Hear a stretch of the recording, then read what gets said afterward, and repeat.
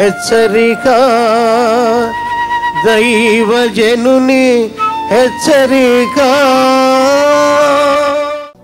ఈ సంవత్సరం మాకు మా జీవితాల్లో ఇల్లు కట్టుకున్నామండి అన్న వాళ్ళు చేయి చూపించండి. ఈ సంవత్సరం కాదు, పాండమిక్ తర్వాత ఎవరు కట్టలేదులేండి. మేము సొంత ఇల్లు, అద్దెంట్లో ఉండేవాళ్ళం, సొంత ఇల్లు కొనుక్కున్నాం అన్న వాళ్ళు చేయి చూపించండి. హల్లెలూయా. ఇంకా హల్లెలూయా. మిగిలిన వాళ్ళందరికీ కొత్త ఇల్లు ఇచ్చును గాక, ఇక్కడ కాకపోతే పరలోకంలో ఇచ్చును గాక. నేను ఇంకా అద్దెంట్లోనే ఉంటున్నాను, నా పిల్లలు అద్దెంట్లోనే ఉంటున్నారు. మీకు తెలుసో తెలియదు, మాకు ప్రాపర్టీస్ లేవు, అద్దెంట్లోనే ఉంటున్నాం. ప్రభు వచ్చాడు అనుకోండి, సొంత ఇల్లు ఉన్నా అద్దెంట్లో ఉన్నా ఏం చేస్తాం? ప్రభు ఇప్పుడే సొంత ఇల్లు కట్టుకున్నాను ప్రభు, వచ్చే సంవత్సరం వస్తానని చెప్తావా? కుదరదు.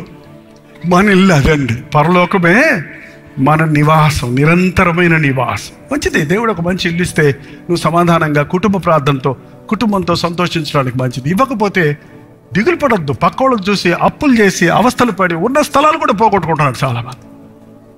విశ్వాసులు చెప్తున్నారు సాక్ష్యం, మేము దేవుణ్ణి నమ్ముకున్న తర్వాత గృహాలు కట్టుకున్నాం, దేవుణ్ణి నమ్ముకున్న తర్వాత మా బిడ్డల వివాహాలు జరిగాయి, ప్రభువుని నమ్ముకొని విశ్వాసంతో ప్రార్థించిన తర్వాత మాకు గర్భఫలాలు డాక్టర్లు పుట్టరని చెప్పేశారు, ఇద్దరికీ లోపాలు ఉన్నాయని చెప్పారు. మేము విశ్వాసంతో దేవుని సందుకు వచ్చి క్రమంగా దేవుని మాటలు వింటుంటే ఇదిగో చక్కటి ఒక్క బిడ్డను అడిగితే 2 బిడ్డలు ఇచ్చారు మాకు. నిన్నే ఒకళ్ళు సాక్ష్యం చెప్పారండి. మెడ్రాస్లో నేను సేవ ప్రారంభించినప్పుడు మురికివాడల్లో సేవ చేశాను. కింద నుంచి డ్రైనేజ్ వాటర్ పోతూ ఉంటుంది, ఆ పైన ఉంటాయి, అక్కడే కూర్చొని అక్కడే సేవ చేసేవాడిని. ఈ రోజున వాళ్ళందరూ 40 years తర్వాత వాళ్ళ జీవితాలు చూస్తే వాళ్ళు ఎవ్వరు గుడిసెల్లో లేరు, సొంత ఇల్లులు కట్టుకున్నారు, మేడలు కట్టుకున్నారు, వాళ్ళ పిల్లలు చాలా ఎడ్యుకేటెడ్ అయ్యారు, డీసెంట్గా ఇతర దేశాల్లో ఉన్నారు కొంతమంది. ఎందుకు ఆశీర్వదించడండి? దేవుడు ఆశీర్వదిస్తే ఆశీర్వదిస్తాడు. అది ఎన్నడరికి ఆశీర్వాదం, పాస్టర్ల ఆశీర్వాదం కాదు మనకు కావాల్సింది, మనుషుల ఆశీర్వాదం కాదు కావాల్సింది. కొంతమంది పాస్టర్లు చెప్తుంటారు 10 ఏళ్ళ నుంచి సేవ చేస్తున్నామండి, తినడానికి కూడా లేదండి అంటే నువ్వు నిజంగా చేయలేదేమో సేవ, నువ్వు భారంతో చేయలేదేమో. ఆదివారం ప్రసంగం చేసి సోమవారం నుంచి శనివారం వరకు విశ్రాంతి తీసుకుంటే అది సేవ అవుద్దండి. నాకైతే 24/7 మా పిల్లలు అదే నేర్చుకున్నారు. ఈరోజు గుర్తుపెట్టుకోండి, ఫుల్ టైం వర్కర్ అంటారు ఒక పాస్టర్ని. Full time you are there అనే ఎమర్జెన్సీ డాక్టర్. ఎప్పుడు పిలిచినా, ఎప్పుడు చెప్పినా, ఎప్పుడు ఒక ఫోన్ కాల్ వచ్చినా ఎత్తి ప్రార్థన చేయాలి, వెళ్ళి ఆదరించాలి, వెళ్ళి సువార్తను ప్రకటించాలి. సమయమందు అసమయమందు సువార్తను ప్రకటించండి. ఒట్టి సభలు ఉంటేనే కాదు, ఇంతమంది వస్తేనే నేను ప్రసంగం చేస్తాననే మాట లేదు. ఒక్కడి కోసం ఏజలాడు యేసు ప్రభు. దెయ్యం పట్టినోడి దగ్గరికి ఒక్కడి కోసం గలిలయ సముద్రం దాటి అక్కడికి వెళ్ళాడు.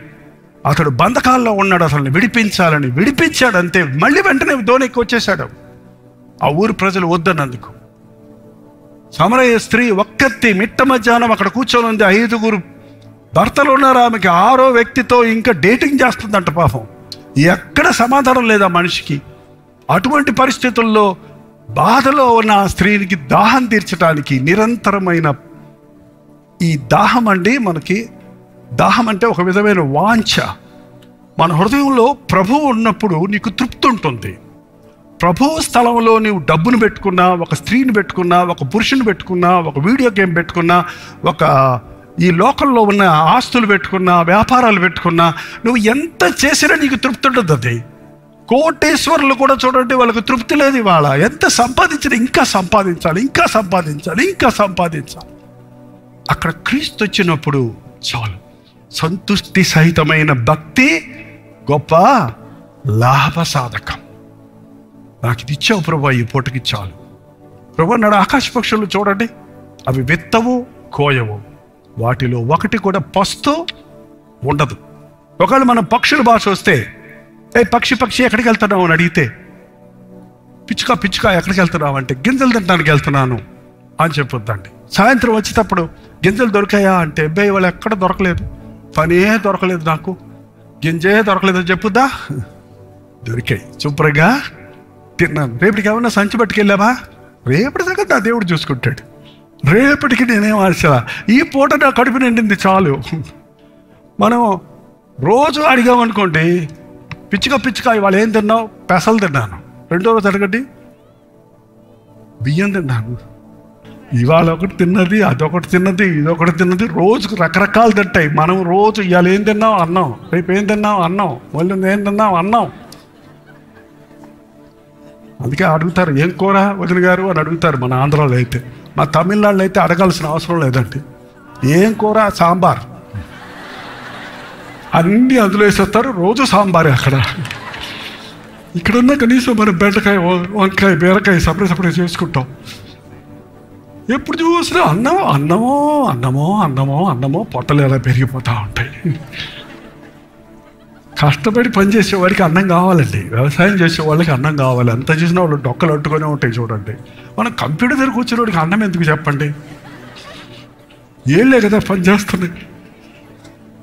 మనకి న్యూట్రిషియస్ ఫుడ్ లేదు కాబట్టి ఇవాళ అన్ని జబ్బులకు కారణం మళ్ళీ దేవుడిని అంటున్నాం. మన శరీరాన్ని మనమే పాడు చేసుకుంటున్నాం. దేవుడు మనల్ని పనులు చేయడం కోసం సృష్టించాడు. మీరు భూమిని సేద్యపరిచి పండించండి అన్నాడు. ఆటోమేటిక్గా వచ్చేస్తాయి, తినేసి కూర్చోడు అని చెప్పలేదు దేవుడు. పని చేయనొల్లని వాడు భోజనము చేయకూడదు. దేవుడు మనల్ని పోషిస్తాడు, కానీ మన పని మనం చేయాలి, మన విశ్వాసం ఉంచాలి. ప్రార్థన. పరిశుద్ధుడా, ప్రేమ గల తండ్రి, ఒక్కసారి నీ బిడ్డలను చూడయ్యా. నోరు విప్పి నీతో చెప్పుకుంటున్న మాటలు వినయ్యా.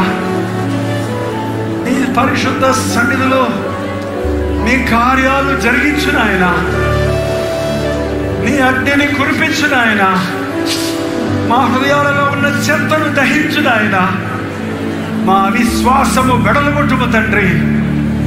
మా కొరతలు తీర్చే ప్రభువా, మా ప్రార్థనలు ఆలకించే యేసయ్యా, నమ్ముచున్నామయ్యా. అపనమ్మకం లేకుండా సహాయం చేయి తండ్రి. తీరని రోగాల నుంచి స్వస్థపరచుకుని ఆయన, దురాత్మల చేత పీడించబడుతున్న వారుంటే నజరేయుడైన యేసుక్రీస్తు నామములో ఆర్ద్రోలుచున్నాము తండ్రి.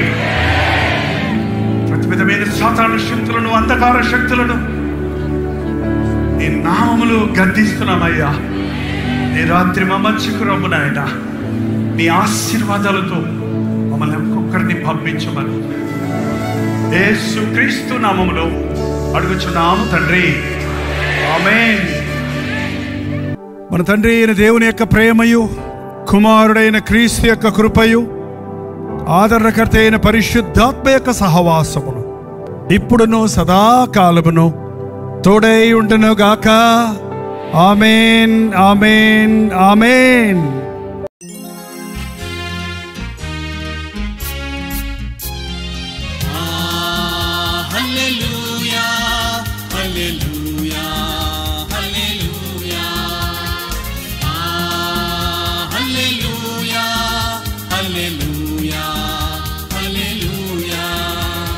కలువరి ప్రేమే మధురం, కలువరి ప్రేమే మధురం, కలువరి ప్రేమే మధురం, కలువరి ప్రేమే మధురం.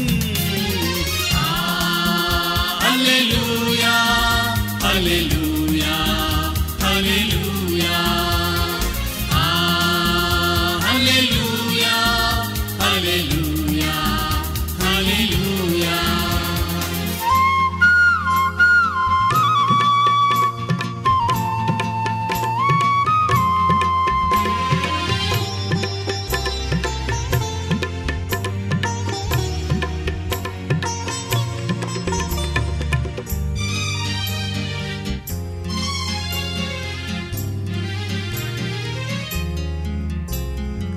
సిలువపైన విలువ త్యాగం చేసినావుగా,